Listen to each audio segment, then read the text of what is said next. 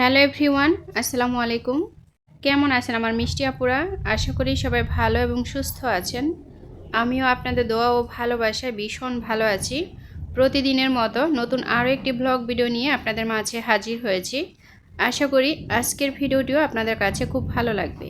আজকের ভিডিওটি কোন কোন টপিক নিয়ে সাজিয়েছি অবশ্যই আমার সাথে থাকুন, দেখতে থাকুন। আজকের ভিডিও টাইটেল এবং থাম্বনেল দেখে নিশ্চয়ই বুঝতে পেরেছেন আজকে কোন টপিক নিয়ে কথা বলবো। প্রায় একটা সপ্তাহে প্রচুর গরম ছিল এবং প্রচুর রোদ ছিল, সেই সাথে কিন্তু প্রচুর লোডশেডিংও ছিল। এখন মাশাআল্লাহ এত বৃষ্টি হচ্ছে কি বলবো। সকাল সকাল ঘুম থেকে উঠে চলে এসেছি পুকুর পাড়ে, দেখতেই পাচ্ছেন একদম সকালের আবহাওয়াটা কীরকম। আর সাথে কিন্তু আকাশ মেঘাচ্ছন্ন, যেহেতু প্রচুর বৃষ্টি হয়েছে। আজকে রাতে কিন্তু প্রচুর বৃষ্টি হয়েছে, আমার পুকুরের পানি অনেকটাই বেড়ে গেছে। এর আগে অনেক ভিডিওতে দেখিয়েছিলাম, তখন কিন্তু পানি খুবই কম ছিল, আর এখন কিন্তু অনেক পানি হয়ে গেছে। পানি হলে অনেকটাই ভালো লাগে, পুকুরটা যখন আস্তে আস্তে ভরে যায় তখন কিন্তু আমার কাজ করতেও ভালো হয়। তবে একটা দুঃখজনক কি, সেটা হলো এত বৃষ্টি হওয়ার কারণে না কি কারণে আমি বলতে পারি না, পুকুরের মাছগুলো কেন জানি অনেক মাছ মারা গেছে। শূন্য হাতে এই সংসার আমার। আমি আমার নিজের ব্যক্তি জীবনের কথা বলছি। নিজের প্রতিভাকে কাজে লাগিয়ে সংসার জীবনে কিভাবে এত স্বাবলম্বী হয়েছি। অলসতা কখনোই সফলতা দেয় না। আপনি যখন কোনো ব্যক্তিকে সফল হতে দেখবেন, তখন দেখবেন তার পিছনে রয়েছে পরিশ্রম। পরিশ্রম যত বেশি হয় ততই মানুষ সফল হয়। দেখতেই পাচ্ছেন এখন কিন্তু ভোরবেলা, সকাল 5:30 বা 6টা বলতে পারেন। এত ভোর টাইমেও কিন্তু আমি ঘুম থেকে উঠি আমার কাজকর্মগুলো শুরু করে দিই। চলে এসেছি পুকুর পাড়ে, যেহেতু সকালে নানান কাজ থাকে। সকল নানান কাজের ভিতরে কিন্তু এটাও আমার একটা কাজ। সংসার জীবনে একটু একটু করে হাল ধরতে ধরতে আলহামদুলিল্লাহ এখন অনেকটাই সফল হয়েছি।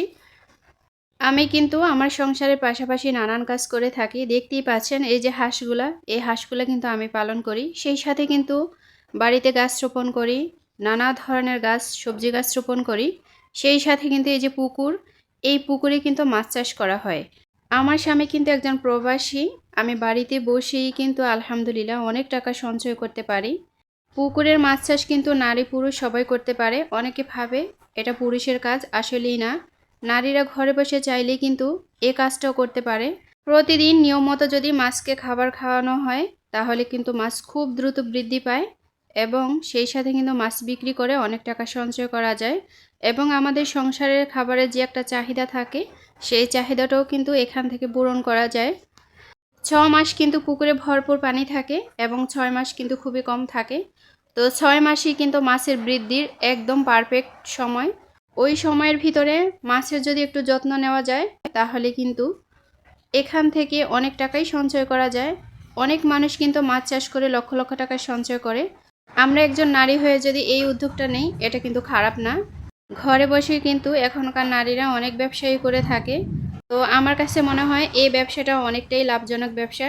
আপনারা চাইলে কিন্তু এই ব্যবসাটা করতে পারেন। অনেকে বলবেন যে আমাদের তো এত বড় পুকুর নেই, আমরা কিভাবে করব। আমি অনেক জায়গায় দেখেছি ছাদে কিন্তু ছোট একটু হাউস করে অনেকে এই ব্যবসাটা করে থাকে। এখান থেকে দেখা যায় অনেকটাই মানুষ স্বাবলম্বী হতে পারে। আলহামদুলিল্লাহ আমি জীবনে অনেক সফল হয়েছি। প্রত্যেক বছর এই পুকুর থেকে আমি কিন্তু লক্ষ টাকা সঞ্চয় করে থাকি। অতিরিক্ত বৃষ্টি হওয়ায় না অন্য কোনো কারণে আমার এখানে কিছু মাছ মারা গেছে, অত বেশি না। তো আমি মাছগুলোকে একটু উঠিয়ে ফেলে দিচ্ছি। পুকুরে থাকলে দেখা যায় পচা দুর্গন্ধ ছড়াবে। তো একটু বাহিরে যদি মাছগুলো ফেলে দিই, তাহলে কিন্তু পানিটাও অনেক ভালো থাকবে। এবার চলে এসেছি আম গাছ থেকে আম কুড়িয়ে নেওয়ার জন্য। এখন কিন্তু সকালবেলা গাছের নিচে এসে দেখি মাশাআল্লাহ এত আম। অতিরিক্ত বাতাস এবং বৃষ্টি হওয়ার কারণে গাছে কিন্তু প্রচুর আম পাকা ছিল। তো ওই আমগুলো কিন্তু পড়ে গেছে। এখন কিন্তু আমগুলো কুড়িয়ে নিচ্ছি। ছোটোবেলায় কিন্তু অনেক আম কুড়াতাম। আমার বাবার বাড়িতে মাশাআল্লাহ অনেক আম গাছ ছিল। তো এখন শ্বশুর বাড়িতে এসেও দেখি আলহামদুলিল্লাহ অনেক আম গাছ আছে। ফলের রাজা আম, জাতীয় ফল কাঁঠাল। আমার কাছে মনে হয় জাতীয় ফল কাঁঠাল না হয়ে যদি আম দিত, তাহলে হয়তো অনেকটাই ভালো হতো। তো দেখতেই পাচ্ছেন এক এক করে আমি অনেকগুলোই আম কুড়িয়ে নিচ্ছি। এই যে আমগুলো কুড়াচ্ছি আমার এতটাই ভালো লাগছে, আমি কিন্তু ছোটোবেলায় ফিরে যাচ্ছি। জীবনে স্বাবলম্বী হতে হলে, নিজের শখ বা ইচ্ছা পূরণ করতে চাইলে নিজেকে কিন্তু কোনো না কোনো কিছু করতে হয়। হেলায় অবহেলায় অবসর সময় না কাটিয়ে যদি একটু পরিশ্রম করি, বুদ্ধি খাটিয়ে যদি পরিশ্রম করা যায়, তাহলে কিন্তু জীবনে সফল হওয়া যায়। এই পৃথিবীতে যত মানুষ সফল হয়েছে সে কিন্তু একটু একটু করেই সফল হয়েছে। একটা মানুষ কিন্তু চাইলেই হুট করে উপরে উঠতে পারে না। হুট করে উপরে ওঠার পেছনেও কিন্তু কারণ থাকে। তা আমরা যদি একটু একটু করে পরিশ্রম করি তাহলে জীবনে সফল হতে পারবো ইনশাআল্লাহ। সকালবেলা ঘুম থেকে ওঠার পর যে কাজগুলো ছিল সকল কাজ সেরে এবার চলে এসেছি রান্নার কাজে। যেহেতু বৃষ্টির দিনে কিন্তু রান্না করার ঝামেলা একটু বেশি। আমি যেহেতু মাটির চুলায় রান্না করি, আমার মাটির চুলাটা কিন্তু একটু আলাদা। আর গ্রামের প্রত্যেকটা বাড়িতে লক্ষ্য করলে দেখবেন যে রান্নাঘর আলাদা থাকে। তো আমি এখান থেকে গুছিয়ে তারপরে রান্নাটা করে নিব। আর আমি সবসময় চেষ্টা করি রান্না করার আগে সব কিছু গুছিয়ে নেওয়ার, তাহলে ঝটপট করে রান্নাটা করে নিতে পারি।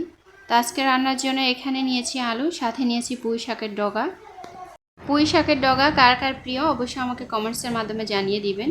এই ডগাগুলো হচ্ছে আমার একদম নিজের হাতে গাছ লাগানো, সেখান থেকেই তুলে নেওয়া। সাথে নিয়েছি পাঙ্গাস মাছ।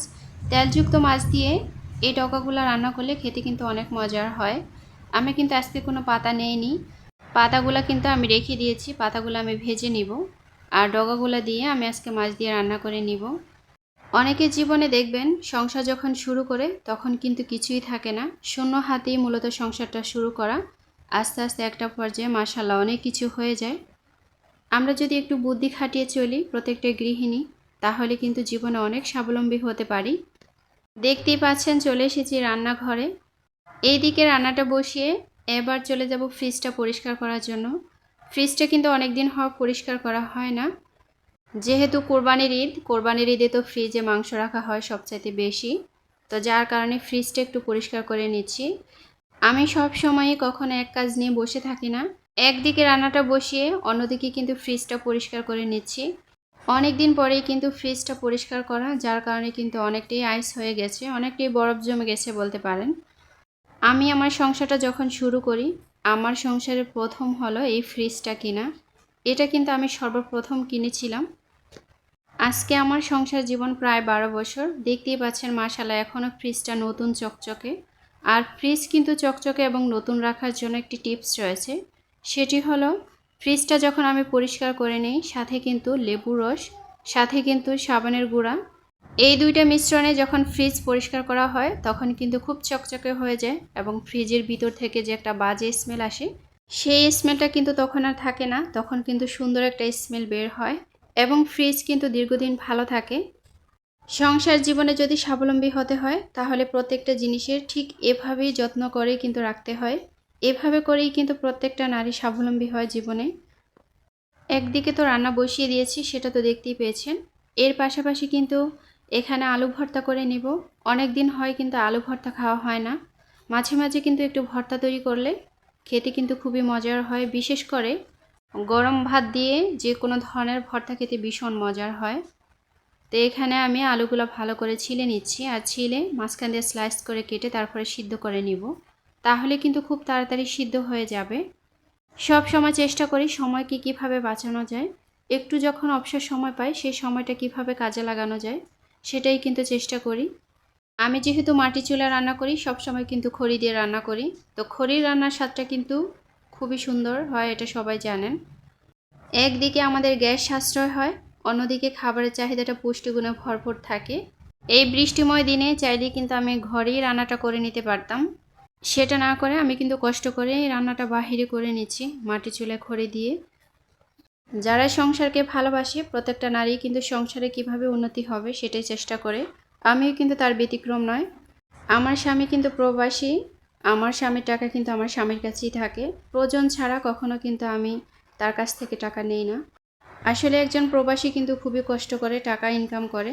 তো একজন প্রবাসীর স্ত্রী হয়ে আমি যদি হেলায় অবহেলায় টাকা ভেঙে ফেলি, অথবা স্বামীর ইনকামের পাশাপাশি নিজেও যদি সংসারের জন্য হাল না ধরি, তাহলে কিন্তু প্রবাসীর জন্য অনেকটাই কষ্ট হয়ে যায়। প্রবাসীরা জানে টাকা ইনকাম করা কত কষ্টের। তো প্রয়োজন ছাড়া কিন্তু কখনো তার কাছ থেকে টাকা নেই না। আর আমি যদি নিজেই পরিশ্রম করে নিজেই সামলাতে পারি তাহলে তো অনেকটাই ভালো হয়, তখন কিন্তু তার কাছে আর হাত পাতা লাগে না, ছোট হওয়া লাগে না।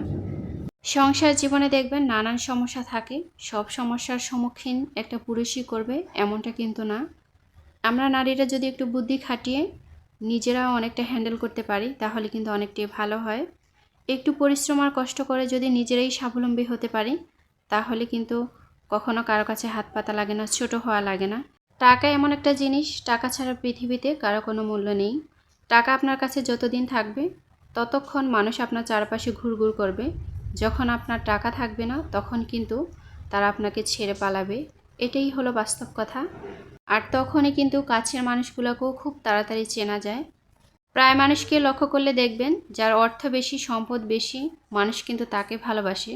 আসলে এমনটা কিন্তু না, তাকে ভালোবাসে না, বরং আমি মনে করি তার সম্পদকে, তার টাকাকে ভালোবাসে। ব্যক্তি মানুষ হিসাবে কে কজন কি ভালোবাসে বলেন? বাস্তব জীবনে এসে আমার কাছে মনে হয় না যে ব্যক্তি মানুষ হিসাবে মানুষ মানুষকে টাকাকে যতটা ভালোবাসে ততটা ভালোবাসে। তো এখানে আমি আলুগুলোকে স্লাইস করে কেটে নিয়েছি। এখন আমি আলুগুলোকে ধুয়ে পরিষ্কার করে তারপরে কিন্তু ফ্রাই প্যানে সিদ্ধ বসিয়ে দিব। সেটাতে সিদ্ধ বসিয়ে দিলে কিন্তু খুব তাড়াতাড়ি সিদ্ধ হয়ে যায়। আর এখানে কিন্তু লাল মরিচ টেলে নিয়েছি। যে কোনো ধরনের ভর্তা খেতে আমার কাছে পোড়া মরিচটা সবচাইতে বেশি ভালো লাগে। একটু পুড়িয়ে নিলে এই যে মরিচের ভিতরে যে বিচিগুলো থাকে, এই বিচিগুলো থেকে কিন্তু সুন্দর একটা স্মেল বের হয়। বিশেষ করে যখন আপনার দাঁতের সাথে একটু চাপ লাগবে হালকা, তখন দেখবেন সুন্দর একটা স্মেল বের হবে। খেতেও কিন্তু ভীষণ মজার হয়। আর যে কোনো ধরনের ভর্তার কিন্তু কালারটাও খুব সুন্দর আসে। কাঁচামরিচ দিয়েও কিন্তু ভর্তা করা যায়, তবে সেটা চাইতে এইভাবে ভর্তা করলে সেটা আরও বেশি ভালো হয়।